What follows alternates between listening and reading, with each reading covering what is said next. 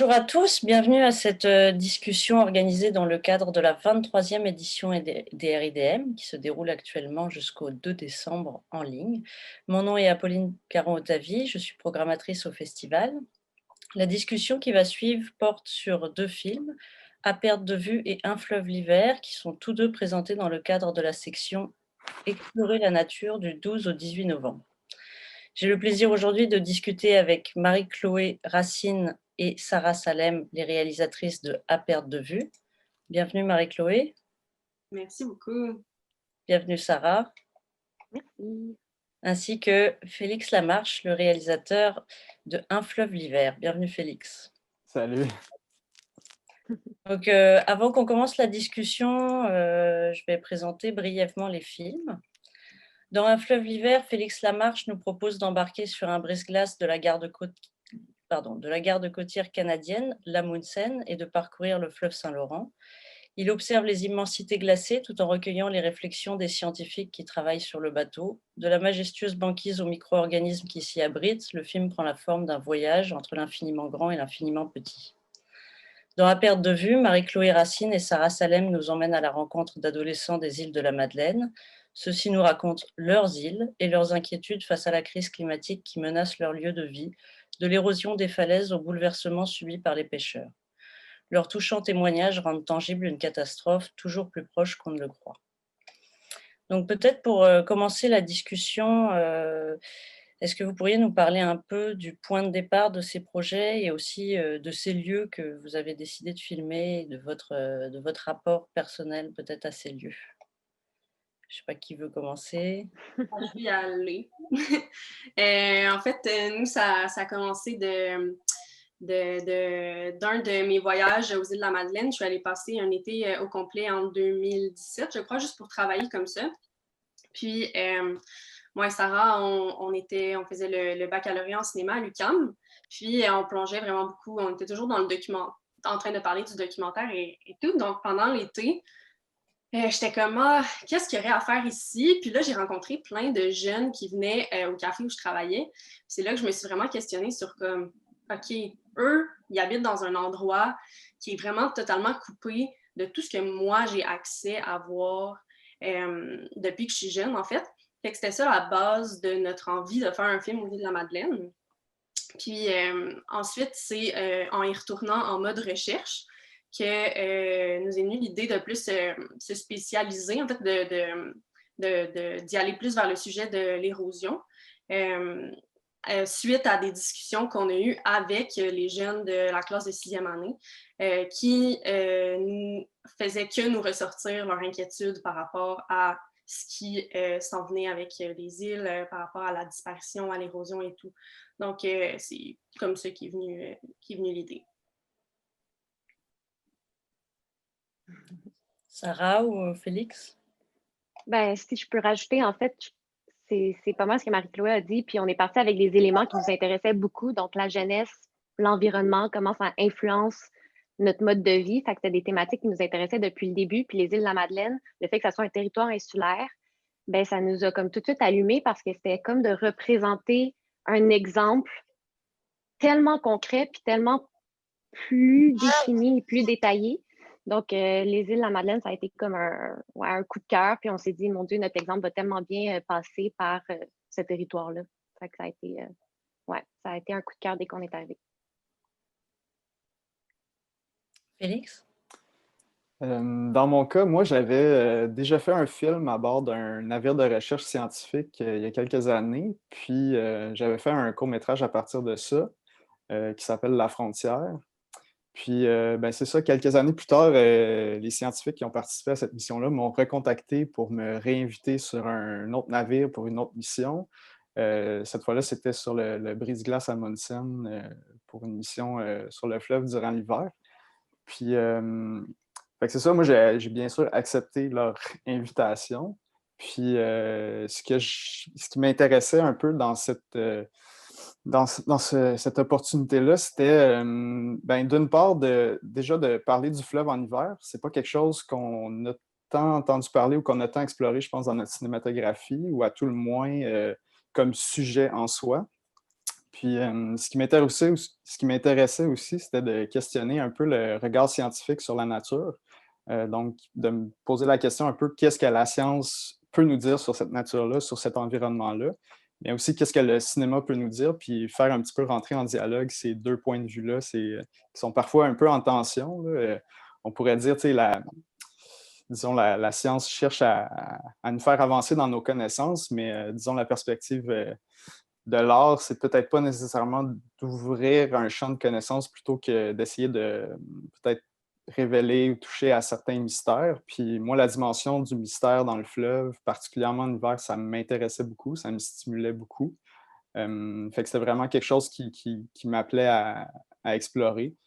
Mais c'est ça. Au-delà de ça, je cherchais comme une espèce d'émerveillement un peu à travers, je pense, le regard des scientifiques. Puis quand j'avais fait La Frontière, mon autre film avant, c'était moi qui avais élaboré des réflexions, puis j'avais fait une narration à partir de ça. Donc, j'avais composé un texte de réflexion sur moi, comment je me rapportais un petit peu à la mer puis à l'océan comme environnement. Mais cette fois-ci, je voulais donner la parole aux scientifiques. Je voulais essayer vraiment d'avoir leur point de vue, mais qui n'était pas nécessairement un point de vue technique de la science, mais plus un point de vue d'humain qui fait de la science. Fait que je ne m'intéressais pas vraiment à un discours technique, mais plus à un discours, disons, incarné dans leur expérience humaine de faire de la science puis de naviguer le fleuve. Justement, dans les 2 films, il y a une parole qui est très réflexive et même poétique. Est-ce que, Félix, tu peux, nous détailler un petit peu comment tu as mené ces entrevues-là avec eux? Comment tu es arrivé à ce ton-là, ce côté, philosophique? Et Marie-Chloé et Sarah, est-ce que vous pourriez nous parler, vous, de l'écriture des lettres qui sont très belles, d'ailleurs qui commencent toutes par, «À toi qui ne connais pas les îles». Donc je m'interrogeais aussi là-dessus, mais comment vous avez travaillé avec les adolescents? Donc peut-être Félix, comme on était, sur ton film juste avant? Oui, ben, pour moi, c'est ça déjà, comme j'expliquais un peu, la perspective des scientifiques m'intéressait, mais je trouvais que souvent, quand on les entend parler ou quand on entend le discours scientifique habituellement, c'est ça, c'est une perspective très informative, très technique, un peu didactique. Puis moi, ce qui m'intéressait, c'est de les amener dans des territoires un petit peu différents. Fait que c'est un peu avec cet angle-là que j'ai abordé les entretiens. Puis c'était vraiment des questions que moi, je me posais, que je me disais, ben peut-être qu'eux autres aussi se posent. Puis ce qui était intéressant, c'est que pendant ces entrevues-là, je me suis rendu compte que eux-mêmes réfléchissaient peut-être un peu à ces questionnements-là, mais ils s'en parlaient peut-être pas tant entre eux, entre scientifiques. Puis des fois, ils étaient comme.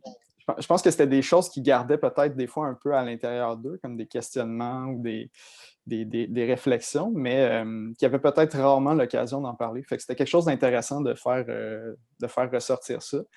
Puis, ben, en fait, c'est ça, je trouvais qu'il y avait toutes sortes de questions vraiment intéressantes. Là, j'ai gardé juste des petits extraits, évidemment, pour le film, là, sur les peut-être 10-11 heures de conversation que j'ai enregistrées. Mais en tout cas, je trouvais que c'était un terrain fertile un peu pour réfléchir la science, puis notre rapport à l'environnement, mais d'une manière peut-être qu'on a moins souvent l'occasion d'aborder, en tout cas dans le discours scientifique. Là. Mm. Ben, nous, tu compléteras, MC, si j'oublie ou si j'explique mal, mais en fait, c'est parti à la base, qu'est-ce qu'on avait eu comme idée pour représenter les îles. Les îles des jeunes, en fait, c'était de leur demander de dessiner la carte des îles selon leur imaginaire. Donc, ils pouvaient aller dans toutes sortes d'endroits. Ça pouvait être plus grand, ça pouvait être différent au niveau des textures ou ça pouvait être hyper concret. Puis, on a fait cet exercice-là, puis on a trouvé que ça ne fonctionnait pas tout à fait. C'était pas ce qu'on recherchait. Fait qu'on a, avec l'aide de la professeure qui était comme tout le temps un petit peu de notre bord, puis on arrivait tout le temps dans sa classe, puis on lui disait, ah, on peut-tu faire ça pour peut-être intégrer au film? On peut-tu faire telle activité? Puis elle embarquait tout le temps avec nous. Ça lui faisait plaisir de faire participer les jeunes au film. On lui a demandé de demander un exercice, en fait, d'écrire une lettre à toi qui n'as jamais connu les îles. Donc, chaque enfant de la classe de 5e, 6e année devait écrire une lettre pour exprimer c'était quoi, selon eux, les îles La Madeleine à une personne qui n'aurait jamais la chance de le visiter, en fait. Donc, on a pris les lettres de tout le monde, on les a toutes enregistrées. Fait qu'au-delà des 3 personnages qui sont dans le film, ben, on a recueilli toutes les lettres. Puis, au fur et à mesure que ça allait, on ne savait pas trop comment on allait l'intégrer dans le film, mais on trouvait que c'était une avenue intéressante à exploiter. Fait qu'on a repris ce format-là, puis on l'a retravaillé avec les jeunes. Fait que pour aller au niveau, par exemple, d'Yvon Gabriel, peut-être un peu plus au niveau de l'eau, un peu plus au niveau de la pêche. Au niveau de Julia, c'était déjà extrêmement bon. Ça représentait vraiment bien ce qu'elle était puis ce qu'elle pensait des îles. Fait qu'on est allé en ce sens. Fait que ça a été vraiment comme un travail entre eux et nous. Puis, on a trouvé que c'était vraiment une belle avenue pour exprimer ce qu'ils pensaient de leurs îles d'une façon concrète dans le film, en fait. Marie-Chloé, tu veux rien ajouter là-dessus? Je trouve qu'elle a fait un travail incroyable, Sarah, t'as bien expliqué. Et comment est-ce que vous avez choisi les 3 adolescents qu'on voit dans le film? Et après, Félix, peut-être aussi, est-ce qu'il y avait d'autres entrevues? Est-ce que tu as vu différents scientifiques ou est-ce qu'ils sont tous dans le film? Ouais, ben en fait, nous, quand on est allé dans notre période de recherche de 3 semaines, on a fait des pré-entrevues avec toute la classe, en fait. Fait qu'on avait des questions vraiment super simples pour voir leur personnalité, pour voir ce qu'ils aimaient, pour voir ce qu'ils faisaient un peu, c'était quoi leur passion. Puis après ça, ça a été quand même difficile de choisir, mais c'était quand même, il y avait des personnalités qui ressortaient à la base. Puis c'est sûr que, tu sais, on avait aussi en tête un casting. C'est sûr qu'on voulait parler de l'eau, parler de la pêche, parler du regard des îles comme du point de vue de l'eau. C'est sûr que quand Yvon Gabriel est arrivé avec son air super, il était tellement drôle, là, on a tout de suite comme super tombé en amour avec lui. Fait que ça a été super facile. Puis au début, en fait, on avait choisi 4 personnages. Puis malheureusement, on a dû couper un personnage parce que ça ne fonctionnait pas. On avait vraiment envie au début d'y aller avec montrer les différences entre les jeunes qui habitaient là-bas. T'sais, on était vraiment perdus. En fait, là, au début, on essayait plein d'affaires. Puis finalement, on s'est rendu compte que c'était plus intéressant de garder 3 personnages qui avaient une chose en commun, c'était qu'ils habitaient aux îles de la Madeleine puis qu'ils venaient de là. Fait que c'est ça, dans le fond. On les a choisis en fonction tu sais, qui différaient quand même dans leur passion, mais qui avaient quelque chose de commun, qui aimaient beaucoup les îles de la Madeleine puis qui ne voulaient pas les voir disparaître. Félix? Oui. Ben dans mon cas, c'est ça, oui. La plupart des scientifiques que j'ai interviewés sont dans le film.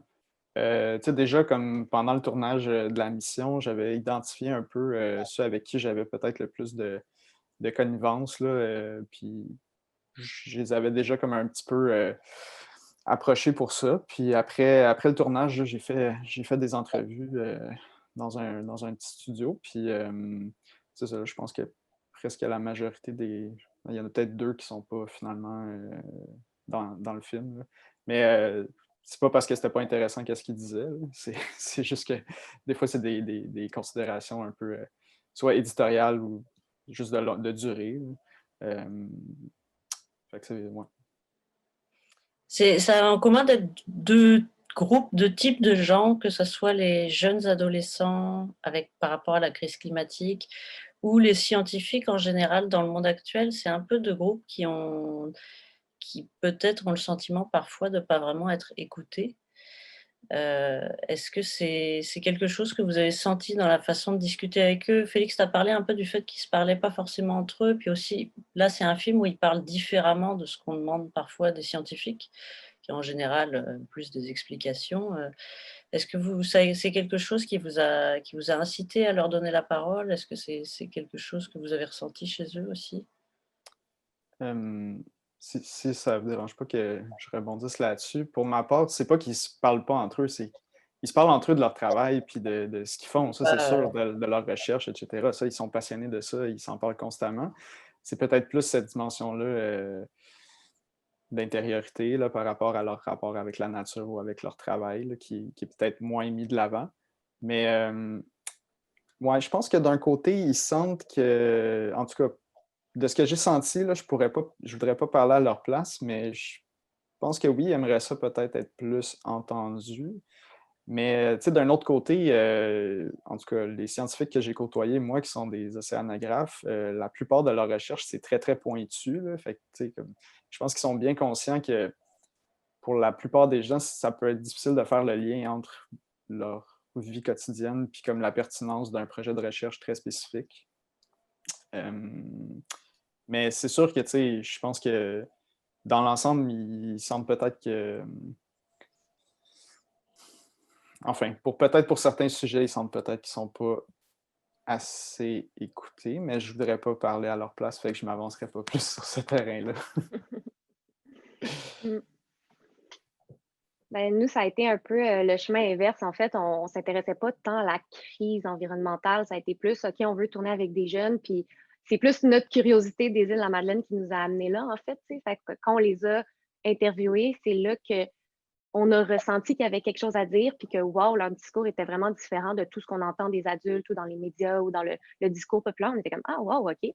Parce que, tu sais, ils ont 11-12 ans, fait qu'on était comme, wow, OK, ils ont comme une naïveté à l'enfance qui fait du bien, mais en même temps, ils ont vraiment conscience de ce qui se passe. Fait il y avait comme ce truc qui était vraiment intéressant, puis c'est eux, en fait, qui nous ont fait réaliser que l'érosion puis les problèmes écologiques aux îles, c'est intrinsèque à leur mode de vie. Fait qu'on est allé un peu dans le sens inverse, puis on a écouté ce qu'il y avait à nous dire. Puis je pense que pendant qu'on faisait le film, on s'est rendu compte que ouais, ben, c'était le fun de leur donner la parole un peu, tu sais. Puis c'est notre film, c'est sûr que c'est notre vision, puis c'est nous qui en parlons, mais c'était vraiment intéressant d'avoir leur vision, en fait. On s'est rendu compte de ça pendant la recherche puis pendant le film, tu sais. Donc ça, c'est intéressant parce que dans vos 2 films, c'est 2 films qui vont au-delà du paysage, en fait. Je pense même qu'il y a une phrase qui parle directement de ça dans ton film, Félix. Ce rapport au paysage où là, ça va beaucoup plus loin. Il y a vraiment, un rapport au territoire, à une identité, à un écosystème. Donc voilà, derrière l'image, il y a tout un monde, vivant et un rapport humain aussi. Heu, Comment donc ce déploiement-là, comment vous l'avez pensé? Est-ce que c'est ça, comment il est arrivé au fur et à mesure du processus créatif? Euh, ben, je peux y aller, là. En fait, nous, après avoir fait le tournage au complet, justement, on avait envie de que ça soit un film de paysage, oui, dans un sens de montrer les îles, d'avoir des images concrètes de à quoi ressemblent les îles en ce moment. Parce que dans 10 ans, on va écouter notre film, puis la majorité des paysages qu'on a intégrés, ils vont avoir changé. Fait que c'est sûr que c'est l'idée du paysage comme trace, en fait, c'est plus vers ça qu'on est allé. Euh, puis, euh, puis c'est ça, puis c'est aussi de mettre les enfants dans le paysage. Pas juste de faire des beaux plans, cartes postales de c'est quoi les îles de la Madeleine, c'est vraiment le personnage qui habite ce paysage-là.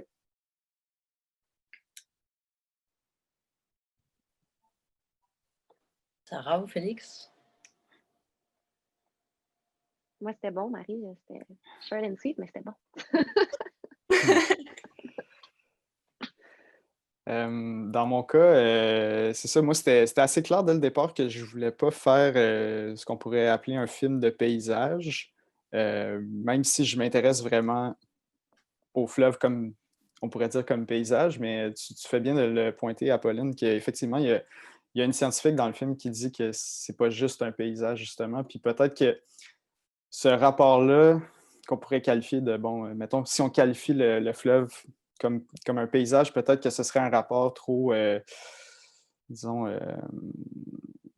comment je pourrais dire, peut-être trop premier degré, en termes de ce qu'on pourrait, disons, créer comme lien ou comme rapport avec cet environnement-là. Puis pour moi, l'intérêt, c'était d'essayer d'aller au-delà de ça, puis d'essayer de trouver des images du fleuve ou des façons de le montrer qui seraient différentes, puis qui seraient des images qu'on a moins vues peut-être. Puis disons, une des avenues que j'ai empruntées, c'est de pratiquement pas montrer de plan d'horizon. Donc, je pense que dans le film, il y en a peut-être un ou deux seulement. J'ai vraiment essayé de limiter ce genre de plan-là, dit paysage, où on aurait justement la ligne d'horizon, puis qui serait plus comme un genre de plan d'établissement. Moi, généralement, j'essaie d'enlever le plus de plans d'établissement possible dans mes films. J'essaie d'en mettre le moins possible, puis d'essayer de trouver une autre manière de rentrer en rapport avec l'espace, de rentrer en rapport avec l'environnement, puis de voir où est-ce que ça peut nous mener, puis qu'est-ce que ça peut nous dire sur cet environnement-là. Donc, ouais, ça, c'était une réflexion qui était constante, puis qui se poursuit tout au long de mes films. Là. À chacun de mes films, il y a vraiment une composante, disons, moi, j'appelle ça l'environnement, mais on pourrait le nommer le paysage ou la nature, ou peu importe, qui est vraiment présente, puis qui est toujours en dialogue avec les humains.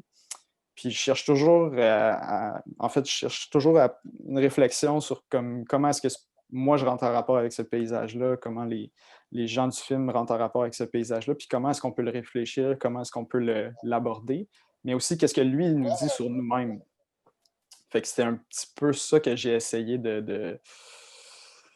C'est un petit peu ça que j'ai essayé de chercher, là. Fait que, ouais, c'était plus dans cette optique-là que moi j'ai approché cette composante-là du film. La Ça a été question quand de... même. Oh, Pardon. pardon. Non, Non, mais vas-y. avec la réponse de Félix, en fait, ça m'a fait réfléchir que ça a été difficile au montage d'enlever des paysages parce que MC puis moi, Marie-Chloé, puis moi, en fait, à la base, on est formés en direction de la photographie, fait qu'on on pense beaucoup à l'image puis à l'esthétisme. Puis ça a été comme crève-cœur. Tu sais, au début, on était comme oh mon Dieu, on veut toutes les mettre, qu'est-ce qu'on va enlever? Puis ça a été vraiment un défi de se mettre en position de réalisation puis de se dire non, chaque image doit servir à quelque chose dans le film et doit raconter quelque chose de plus ou de mettre en relation justement ces jeunes-là avec leur environnement, comme Marie-Claude disait un peu plus tôt. Mais que c'est vrai qu'au début, en tout cas pour ma part, ça a été difficile de faire ce deuil-là de ces paysages-là puis de ces images-là parce qu'on les a prises un peu en pensant au visuel, puis là, il fallait comme se changer de position de créateur un peu. Fait que ça a été quand même un grand apprentissage de savoir comment doser l'environnement, le paysage, le visuel, les acteurs à l'intérieur. Fait que, J'allais vous ouais. poser la question de la direction de la photographie, en effet, parce que j'avais vu que vous aviez fait vos études là-dedans et ça m'amène à la question de il y a quand même beaucoup de il y a un très beau travail de l'image dans votre film et ça rejoint quelque chose que disait Félix aussi sur la question de l'émerveillement.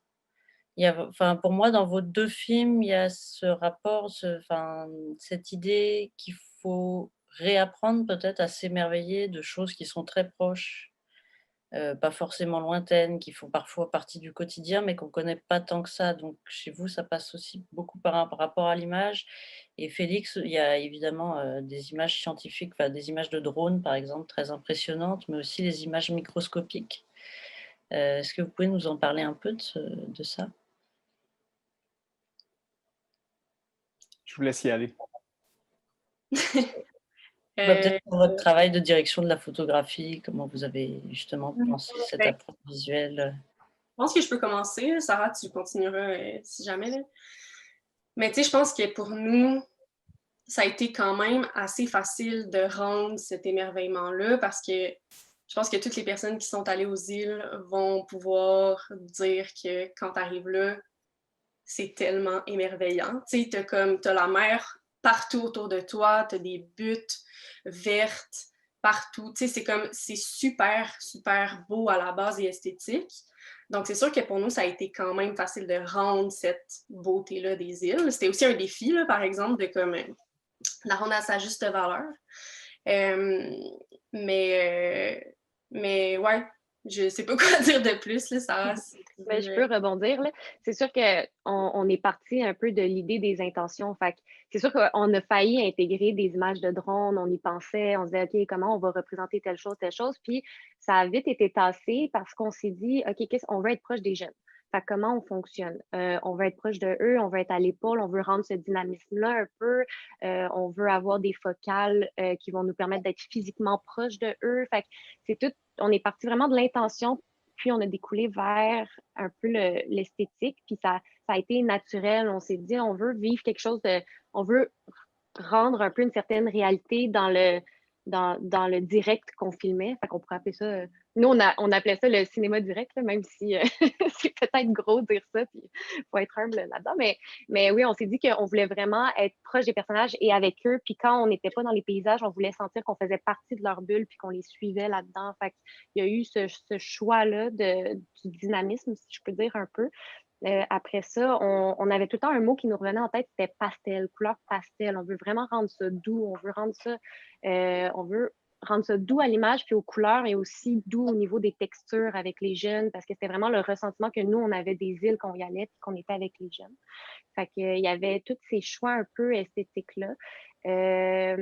On a fonctionné pas mal avec 2 lentilles, ce qui faisait qu'on était capable de travailler assez rapidement, puis de garder une certaine esthétique stable, parce qu'on était, on était co-directrice puis co-réalisatrice, fait qu'on se partageait tout le temps la caméra, en fait. Il n'y avait pas, elle est réalisatrice, puis moi, je suis directrice photo. C'était vraiment tout le temps une collaboration. Fait que ça nous permettait je pense, d'unifier tout ça dans un certain sens. Fait qu'il fallait vraiment qu'au niveau de la direction photo puis du visuel, on soit hyper clair en pré-production pour permettre de ne pas voir un gros clash entre qui allait tourner. En tout cas, ça, pour nous, c'était vraiment important.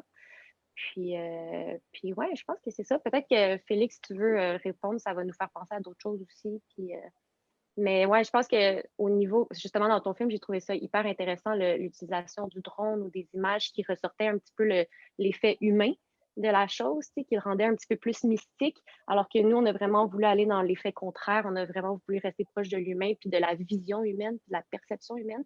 C'est pourquoi aussi on a éliminé un peu le drone, mais pour moi, c'est une vision très intéressante à amener, mais ça décollait un peu de notre sujet, selon notre vision du sujet, du moins. Les films, je vais te laisser répondre, Félix, mais les films font 2 choses différentes par rapport à l'horizon un peu métaphorique là, dont tu parlais, Félix.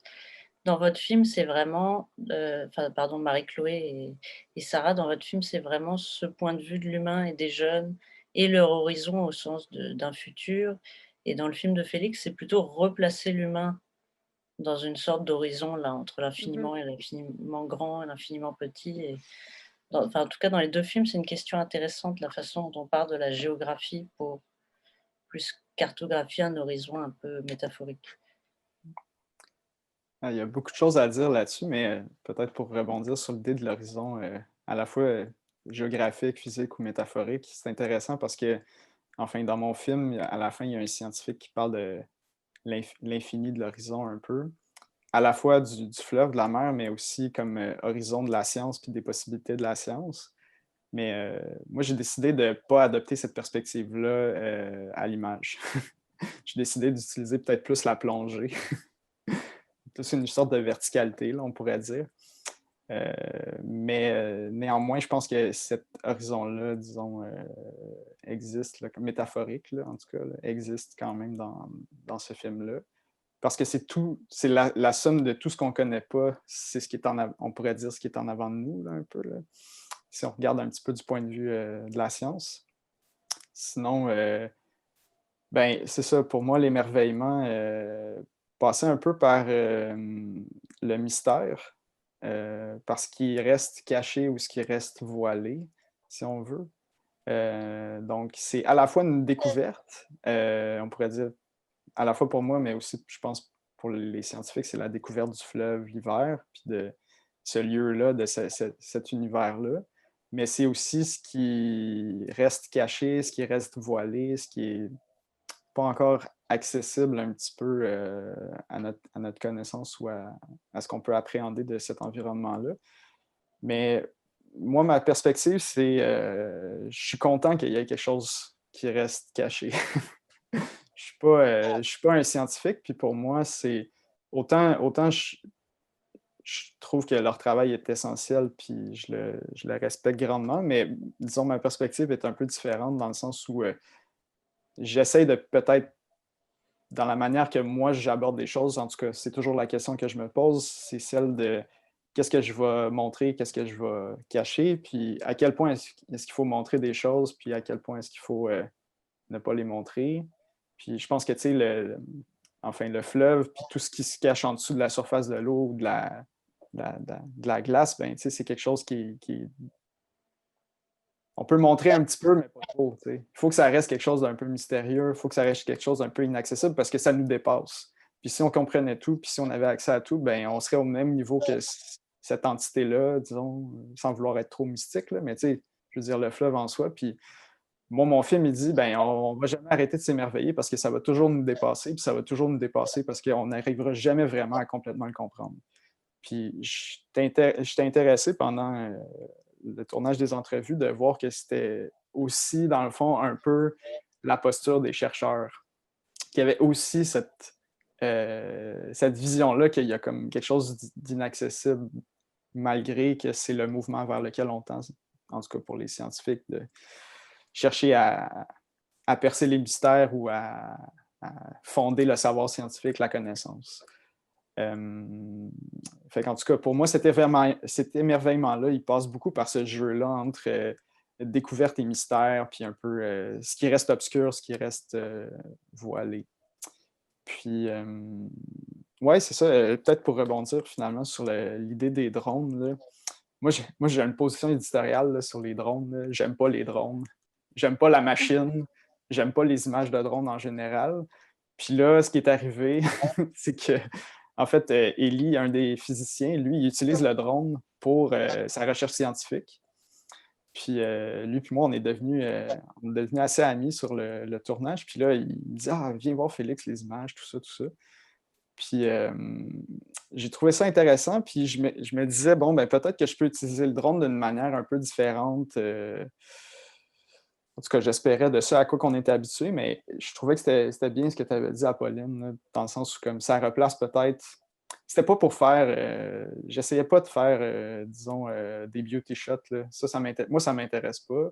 Ce qui m'intéressait, c'était justement comment est-ce que ça nous replace dans la grande échelle des choses, dans la perspective des choses. Mais c'était aussi cette espèce de. En fait, je trouvais que les plans de drone, ça nous donnait à voir la glace d'une manière complètement nouvelle. Puis ça rentrait vraiment dans l'esprit de mon film, c'est-à-dire essayer de donner à voir le fleuve, mais d'une nouvelle perspective. Puis les scientifiques eux-mêmes, ils sont tous là, ils viennent tous s'attrouper devant l'ordinateur, puis ils regardent les plans de drone, puis de la glace, puis ils sont tous excités, là, comme des. Ils sont super émerveillés. Puis je pense que c'est ça, c'est comme soudainement un environnement qu'on pensait connaître, ben on se rend compte qu'on ne le connaît pas si bien que ça, puis que là, on a soudainement comme une espèce d'éclair de genre wow, tu sais, comme ça, c'est là où on est, puis c'est là où on se promène, puis c'est là où on évolue, tu sais, puis c'est finalement complètement, ben pas complètement, mais quand même assez différent de ce à quoi on est habitué. C'est un peu comme, c'est presque comme, tu sais, quand on a vu les premières photos de la planète Terre, là, tu sais, genre, je veux dire, c'est comme, soudainement, on a comme cette espèce d'effet télescopique-là de recul incroyable, puis ça nous replace dans une nouvelle perspective, puis une nouvelle façon d'aborder les choses, puis moi, je trouvais ça fascinant. Fait que c'était pour ça, c'était dans cette optique-là que moi, le drone m'intéressait, mais a priori, c'était pas, disons que c'était pas un choix esthétique que j'aurais amené d'emblée, là, mettons. On pourrait le dire comme ça. En tout cas, je sais pas si je peux rebondir là-dessus, mais c'est drôle parce que moi aussi, j'ai une horreur des drones. Puis depuis quelques années, je commence à apprécier ou je pense que je commence à voir des nouvelles choses qui se font avec le drone aussi, qui sont peut-être dites un peu plus artistiques. Puis dans ton film, je trouvais que c'était. Ben, peut-être que j'ai trop réfléchi, là. J'ai poussé ma réflexion trop loin, mais je me suis dit, on dirait que c'est exactement ce que tu tentais un peu de dire, que même cet objet-là, qui a une signification scientifique, ben, on va l'aborder d'une autre façon, ça va être un autre langage, on va l'amener d'une façon poétique, mais en reflétant un petit peu la même chose, tu sais, qui est l'eau, qui est le fleuve. Puis je trouvais ça vraiment intéressant, cette espèce de dualité là, d'objets à la base scientifique pour démontrer d'une certaine façon qu'on le voit tout le temps, tu sais, les mêmes shots de drone, puis là, c'est utilisé d'une autre façon, d'une façon un petit peu plus. Ouais. C'est vraiment une bonne observation que tu amènes. Puis si je peux me permettre, justement, il y a un plan dans le film que je trouve vraiment important parce qu'il est exactement ce que tu dis. C'est comme. C'est celui où, je ne sais pas si vous vous rappelez, là, mais il y a le bateau qui passe sur le côté de l'écran, puis là, tu vois toute la fracture de la glace, la petite banquise là, qui se fracture en petits morceaux de glace puis qui craque. Puis ça, c'est l'objet d'étude d'un des scientifiques, juste ce plan-là. Puis il va essayer de modéliser de manière mathématique comment la glace se fracture, puis tout ça. Mais moi, je l'utilise d'une manière complètement non scientifique. Fait que les deux, on utilise la même image, lui pour ses données scientifiques puis sa modélisation mathématique, puis moi, c'est ça, c'est comme une considération complètement différente. C'est plus le phénomène en soi, mais d'une manière comme, disons, on pourrait dire sensorielle, là, pour ne pas dire un cliché, là, mais c'est un peu ça, là, tu sais. Fait que ouais, non, complètement. Puis c'est ça, j'ai voulu aussi essayer un peu de le mettre en scène, ce drone-là, tu sais, pas juste dire « Ah, mais c'est une caméra qui se promène dans les airs », mais on voit les scientifiques la manipuler. À un moment donné, on est même dans le point de vue du drone, mais pendant que l'humain le manipule. Ça, je trouvais ça cool pour essayer justement un peu de co-circuiter cette idée-là, genre un peu des plans de drone qu'on voit partout maintenant. Mais sans dire que c'est inutile, là, je veux dire, comme tu dis, il y a vraiment des manières créatives qu'on peut utiliser cette machine-là. C'est juste un autre outil, mais c'est ça, enfin. On l'a pas beaucoup exploité non plus, je pense, de cette façon-là, justement. Ouais. C'est vrai. Puisqu'on parlait de la façon de tourner, est-ce que vous pouvez revenir un peu sur le tournage, comment ça s'est déroulé? Aussi peut-être en termes de temps, parce que dans les deux films, il y a une dimension assez contemplative et un rapport au temps qui est intéressant. Dans le vôtre, Marie-Chloé et Sarah, on voit les saisons défiler et dans Un fleuve l'hiver, il y a une sorte de temps suspendu comme ça, de lenteur qui s'installe. Combien de temps vous avez tourné? Est-ce qu'il y a eu une part d'imprévu? Comment ça s'est passé? Ben nous, en fait, on a tourné sur une année complète. Donc, on n'est pas resté aux îles toute l'année, en fait, même si on aurait vraiment adoré rester. On avait d'autres contrats à Montréal. Mais dans le fond, comment ça fonctionnait, c'est on a associé à la base un jeune à une saison qu'on trouvait qui représentait bien son mode de vie puis c'est ce qu'il aimait faire aux îles de la Madeleine. Puis, on est allé, dans le fond, 4 blocs de tournage, même 5 blocs de tournage. Finalement, on a fait un bloc un peu plus tard. 4 blocs de 3 semaines. Donc, on était là 3 semaines avec eux. Puis, on était toujours avec eux. On tournait tout le temps. Pour de vrai, on a tellement de rush, là, ça n'a pas de bon sens. On voulait tellement capter le réel puis essayer d'avoir comme qui oublie complètement la caméra puis de juste arriver dans une zone de eux qui sont vraiment eux sur les lieux qu'ils aiment.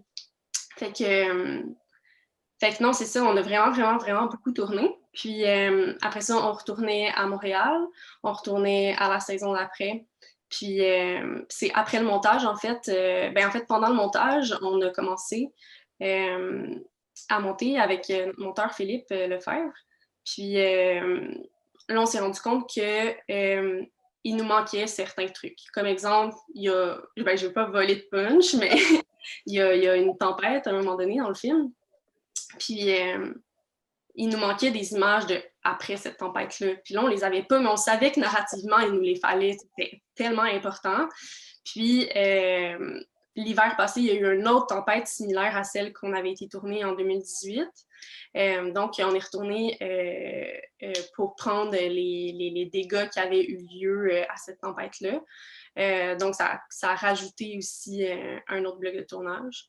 Mais ça a été vraiment le fun de voir les îles sous toutes ces couleurs-là, parce que nous, on était allés simplement l'été, en fait, là, quand on a eu l'idée du film, puis de voir toutes les différences comme comment les gens vivent l'été par rapport à l'hiver aux îles, ça n'a pas de bon sens, comment c'est différent. Là. Comme l'été, tu vas là, ça passe de comme 93 000 habitants qui sont là à cause des touristes, comptant les gens qui viennent juste passer l'été là-bas, à comme un 13 000 habitants. Environ, là, je vais faire une généralisation, là, mais environ 13 000 habitants. Donc, c'est sûr que comme l'ambiance est vraiment différente, puis c'est là qu'on a accès à vraiment le vrai mode de vie des gens qui habitent là-bas. Fait que non, je trouve ça le fun que le film représente vraiment une année aux îles, puis c'est ça. J'espère que ça transparaît. Là. Puis Oui, ça a tout à fait, été ça un peu... transparaît. Ça a été un peu challengeant aussi au niveau de. On n'avait pas de financement puis on n'avait pas de bourse pour faire le film. Fait que ça a été aussi un peu de travailler à temps partiel puis de faire le film qui a été un peu plus exigeant. Mais on est content parce qu'on a pris notre temps, dans le fond. T'sais, on a vraiment, à chaque bloc de tournage, on était capable de revenir et de dire OK, si on a aimé ça, si on n'a pas aimé ça, qu'est-ce qu'on fait le prochain bloc de tournage? Fait qu'on a pris un peu ce luxe de faire ça en n'ayant pas de financement. Puis aussi, ce qui a rendu la chose difficile, puis qu'on avait beaucoup d'heures de tournage, c'est que quand on a commencé à tourner, on faisait notre recherche en même temps. Fait qu'il y avait des choses qui étaient moins préétablies, des sujets ou des visions, des axes qu'on avait moins décidés, puis on se disait, OK, bon, on va tourner un petit peu plus free-for-all, puis après ça, on va se rediriger. Puis je pense que pour notre prochain film, ça se passera pas comme ça, mais c'est intéressant. Ouais, ben, ça a l'air de bugger Sarah, là, mais je vais continuer, là, mais ça, c'était aussi le fait de, ces jeunes-là, on les avait vus pendant 3 semaines à Je pense qu'on l'école. peut tirer la vis. OK, on les avait vus, c'est ça, pendant 3 semaines, mais on les connaissait quand même bien, on avait quand même une relation avec eux, mais tu sais, dans l'idéal, on aurait été passer un plus long moment avec eux là, pour vraiment apprendre à les connaître davantage. Fait que c'était vraiment important pour nous de pas juste aller une semaine, même si ça aurait été vraiment moins coûteux, là, c'est sûr, de comme d'y aller juste une semaine, de faire comme nos tournages. C'était vraiment, vraiment important pour nous de prendre un moment avant de tourner pour être avec eux, pour les habituer à la caméra et tout. Félix? Ben moi, c'était une mission qui durait 2 semaines. Donc, j'avais 2 semaines de tournage. Là-dessus, j'ai dû tourner à peu près, je pense, 9 jours parce que c'est ça, là, le temps de mission était divisé entre les opérations scientifiques, mais aussi les opérations de déglaçage du navire. Puisque c'est un brise-glace, ben, il faut qu'il brise la glace pour la voie maritime. Fait qu'on avait, je pense, en tout cas de mémoire, là, je ne sais plus trop, là, mais je pense que c'était peut-être autour de 9-10 jours là, de tournage que j'ai fait. Mais c'était quoi exactement ta question, Apolline? Rappelle-moi Ouais, un peu. c'était ça, ouais, le tournage et ouais, surtout le. Tu voulais des détails sur des anecdotes. Pas forcément, mais c'est vrai qu'on se demande un peu oui, comment ça a fonctionné dans le rapport au temps qui se crée dans le film. Ah, autant. Voilà. Ouais, tu parlais du temps, ouais, suspendu, c'est ça. Ouais, ouais, ouais. Ben, ouais, ben, pour avoir souvent tourné sur des bateaux, c'est un peu ça qui arrive, là. Je pense que la notion du temps devient peut-être plus flottante. Les repères ne sont pas exactement les mêmes. Puis, c'est assez intéressant parce que c'est ça, tu vas, mettons, te coucher la nuit, puis tu ne sais jamais où tu vas te réveiller le lendemain matin. Tu ne sais jamais où tu vas être rendu. Même s'il y a un plan de mission, ça peut changer à tout moment. Fait que, il y a comme une espèce c'est ça, là, de peut-être un peu une perte de repère, là, tant au niveau du temps que de la géographie, là, si on veut. Mais, mais c'est ça, moi je ne cherchais pas nécessairement à replacer précisément comme les lieux ou la temporalité. C'était pas ça qui m'intéressait tant. Moi, c'était plus comme c'était plus de vivre une expérience du fleuve, puis d'essayer de comme, être dans le stream of consciousness, là, pour en bon français, là, mais des scientifiques, de leur réflexion. Puis c'est plus, en fait, c'est ça, c'est plus le temps de la réflexion au final, ce film-là, que le temps, disons, c'est pas le temps du quotidien, là, ça, c'est sûr. Fait que ça a été abordé comme ça pour moi, mais j'avais quand même une assez bonne idée de ce que je voulais. Le principal défi, je pense, c'était surtout que, étant donné que j'avais déjà fait un film sur une mission scientifique sur un bateau avec des océanographes sur le fleuve, il fallait que je trouve quelque chose de nouveau à faire. Puis ce renouvellement-là du regard a été quand même un challenge. Parce que justement, tu sais, là, je voulais faire un film qui parle de l'émerveillement. Puis là, si j'étais. Il fallait pas que je sois blasé, tu sais. Ou que je me dise, je voulais absolument pas refaire ce que j'avais déjà fait. Fait que là, j'étais comme bon, ben, tu sais, constamment, je me questionnais, puis j'essayais de me dire justement qu'est-ce que je pourrais trouver de différent, qu'est-ce qui pourrait me parler d'une manière différente, qu'est-ce qu'on peut encore dire sur ça, tu sais, sur ça, surtout dans un court-métrage, là, étant donné que les deux films, c'est comme peut-être deux pendants d'un sujet similaires presque, là. Mais qu'est-ce que moi j'ai encore à dire là-dessus aussi? C'est sûr que ça, c'est des questionnements qui m'ont habité vraiment, vraiment tout au long du tournage, mais je me suis vite laissé prendre par le fleuve là, qui est tellement immense, puis tellement. Ça nous happe, là, cet environnement-là. Puis juste physiquement, c'est exigeant. Je passais des journées entières dehors au vent, à moins 25. Je veux dire, j'ai eu froid. Là. Mais c'est ça, ouais, c'était quand même éprouvant, surtout de tourner seul. Un bateau, c'est quand même un environnement difficile. Ça bouge tout le temps, ça tremble. Donc, la caméra, c'est très difficile de faire des plans stables. Ils ventent très, très fort, fait que c'est dur de maintenir la caméra stable parce qu'on est tout le temps presque exposé. Pour le son, ben, c'est difficile aussi parce qu'il y a des machines partout. Fait que là, comment est-ce qu'on fait pour aborder un environnement sonore quand tout ce qu'on entend, c'est des machines, des bruits d'hydraulique, de la glace ou de la slotch dans l'eau, ou du vent. C'est vraiment... en tout cas, même si ça fait plusieurs fois que je tourne sur des bateaux, à chaque fois, c'est toujours un challenge. Surtout que là, je tournais tout seul. Fait que c'était comme... ouais, c'était quand même... c'était quelque chose, mais... Bon, je pense que ça a façonné le film aussi. Là. Oui. Le temps passe parce qu'on discute bien, donc je pense qu'il va bientôt falloir arrêter. Peut-être juste pour finir, est-ce que vous pouvez nous dire quelques mots justement sur l'environnement sonore, la conception sonore dans vos films qui est très présente? Ben, moi, ouais, vas-y, Marie.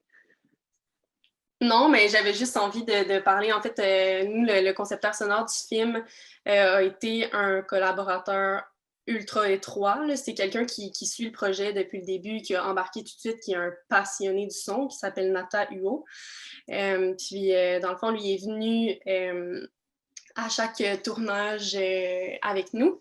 Puis, c'est drôle parce qu'il y a tellement une conscience. T'sais, nous, on a vraiment une conscience visuelle, mais lui, là, des fois, là, il arrêtait tout, puis il était comme OK, vous comprenez pas là, en ce moment, comme la vague qui vient d'arriver, ça va tellement créer quelque chose de le fun. Fait que, on a eu comme. Oui, on aime quand même ça, l'univers sonore et tout, Sarah et moi, mais on a vraiment comme donné ça dans les mains à Nata qui avait l'air de tellement comprendre ce qu'on voulait amener par rapport au son, au film.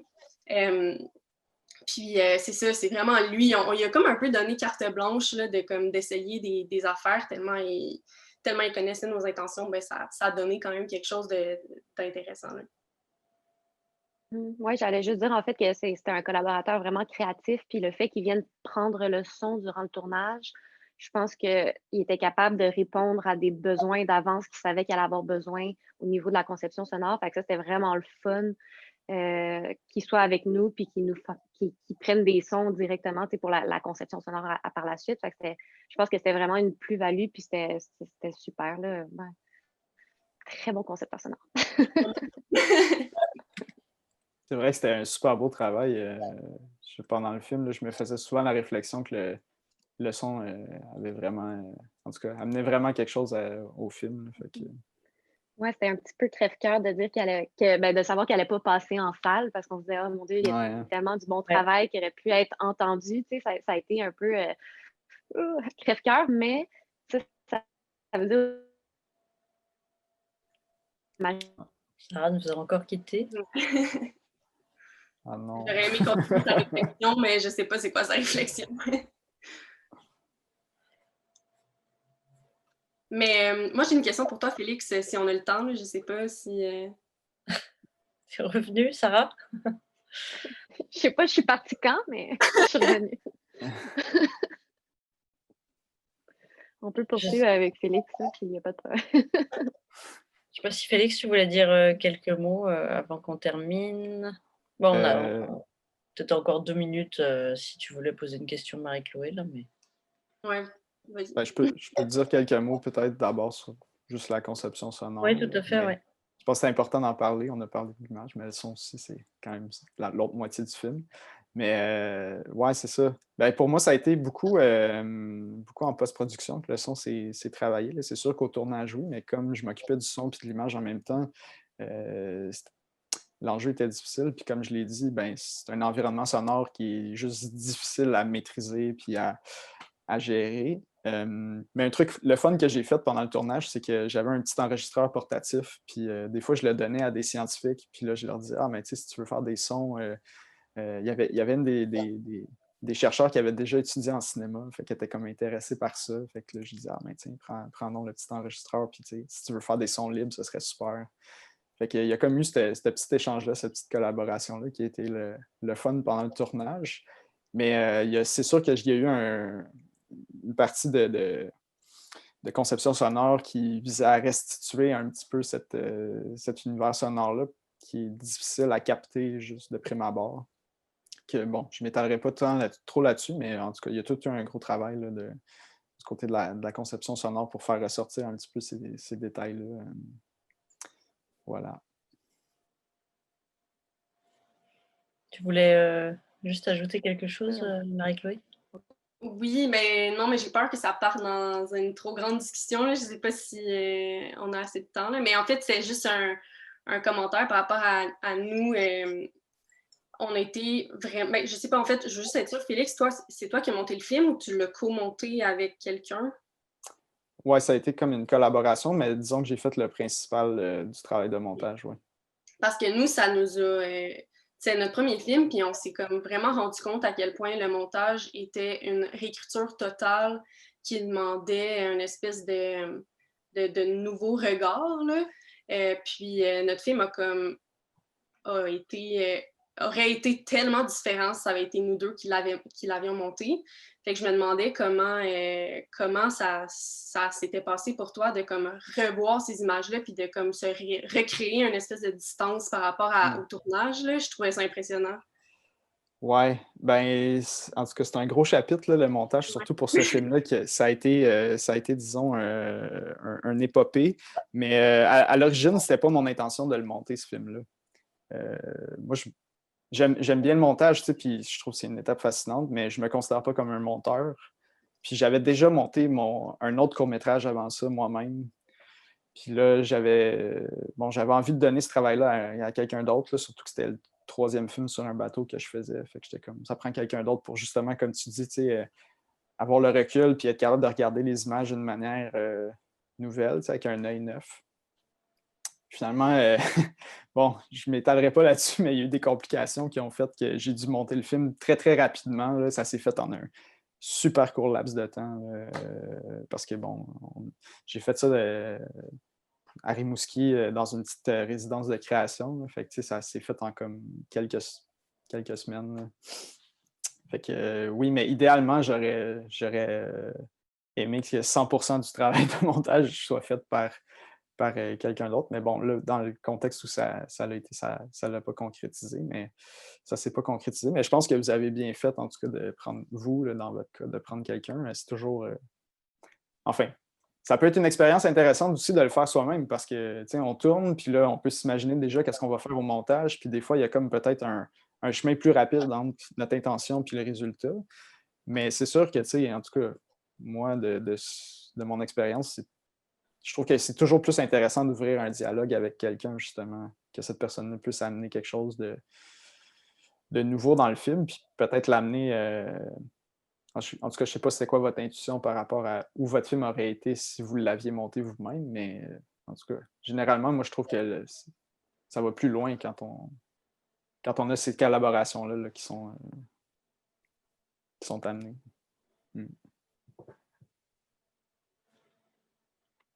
Si vous vouliez ajouter quelque chose, Sarah ou Marie-Chloé? Moi, j'avais une question. Ah. Je voulais savoir au niveau de la prise de son sonore. Ben, en tout cas, je ne sais pas si c'était à la prise de son ou si c'était à la conception sonore, mais il y avait comme un travail de son sous-marin un peu. Oui. Ou je ne sais pas. Puis c'est ça, je voulais savoir c'était quoi l'intention derrière ça, parce que j'avais l'impression que c'était le seul élément qui nous, au lieu de nous mettre sur l'eau, nous menait dans l'eau dans un certain sens. Puis je me demandais juste c'était quoi l'intention derrière ça, s'il y avait comme une. Ouais. Ben, c'est une bonne question. Moi, c'est sûr que j'avais l'intention qu'on aille quand même un peu en dessous de l'eau, tu sais. Je veux dire, c'est quand même ça qu'on veut un peu dans un sens. C'est juste que c'est vraiment difficile d'y aller. Fait que tout ce que je peux, c'est donner comme juste un petit aperçu. Puis je pense que c'est ça, tu sais, comme l'idée, c'était que à l'image, mais aussi au son, on ait cette petite immersion-là. Là. C'est comme si tu te fais une petite saucette dans le fleuve en plein hiver, entre deux morceaux de glace, là, si tu veux. Fait que, mais c'est ça, je pense que, tu sais, mon souhait, c'était qu'on le sente un peu, ce fleuve-là, puis qu'on se fasse un peu prendre par ses courants, puis par c'est ça, là, son abysse, là, si on veut. Puis ça impliquait d'être peut-être un peu immergé quand même là, dans l'environnement sonore pour ces petits moments-là. Là. Puis c'est ça, j'ai aussi utilisé des sons d'un chercheur à l'Institut Maurice Lamontagne là, qui fait des prises de son hydrophoniques. Lui étudie là, les mammifères marins puis tout. Puis il m'a filé des sons justement là, de baleines puis de trucs comme ça là, qui a pris avec ses hydrophones. Puis moi, je les ai mis dans le film, mais d'une manière comme un peu... En tout cas, je ne l'ai pas joué à l'avant-plan. Là, fait que des fois, ça a peut-être l'air un peu subliminal, mais il y a des sons de baleines un peu. En tout cas, je trouvais ça intéressant de mettre ça, mais sans le lier à quelque chose de concret, que ce soit juste comme une espèce de... Je voulais accentuer le côté un peu peut-être alien de cet environnement-là, là, qui est comme différent. Mais c'est ça, je voulais pas la jouer naturaliste non plus. Là, en tout cas, pas dans ces scènes-là. On va s'arrêter là-dessus. On doit terminer la discussion, mais un grand merci à tous les trois pour cette discussion passionnante.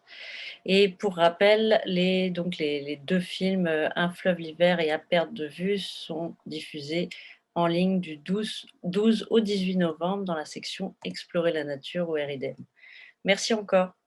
Merci à vous. Merci à toi, merci à vous.